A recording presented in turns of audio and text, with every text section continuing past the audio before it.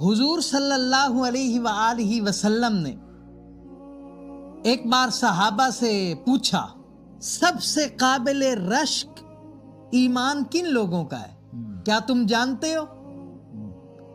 تو صحابہ نے عرض کیا فداک ابی و امی یا رسول اللہ، ہمارے ماں باپ آپ پہ قربان ہو جائیں یا رسول اللہ، ہمیں لگتا ہے سب سے زیادہ قابل رشک ایمان وہ اللہ کے نبیوں کا ہے۔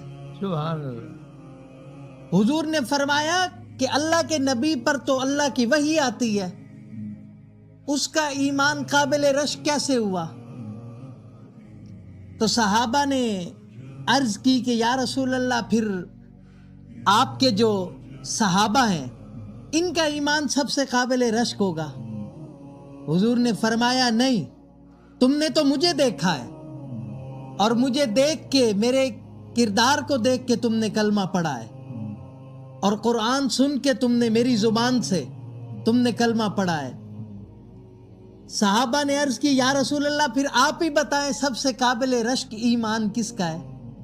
تو آپ نے فرمایا سب سے قابل رشک ایمان ان کا ہے جو میرے بعد آئیں گے اللہ اور بن دیکھے مجھ پر ایمان لے آئیں گے۔ اللہ اکبر۔ اللہ کو نہیں دیکھا ہوگا لیکن اللہ پہ ایمان رکھیں گے، مجھے نہیں دیکھا ہوگا مجھ پہ ایمان رکھیں گے، اور جیسے تم مجھ سے عشق کرتے ہو وہ بھی مجھ سے ایسے ہی عشق کریں گے، جیسے تم مجھ سے عشق کرتے ہو وہ مجھے بن دیکھے ویسے عشق کریں گے۔ سبحان اللہ، قربان بے شک۔ بن دیکھے فدا ہے ہر کوئی، دیدار کا عالم کیا ہوگا؟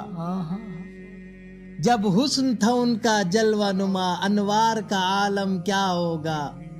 ہر کوئی فدا ہے بن دیکھے، دیدار کا عالم کیا ہوگا؟ تو فرمایا سب سے قابل رشک ایمان ان کا ہوگا جو بن دیکھے مجھ پہ ایمان لے آئیں گے۔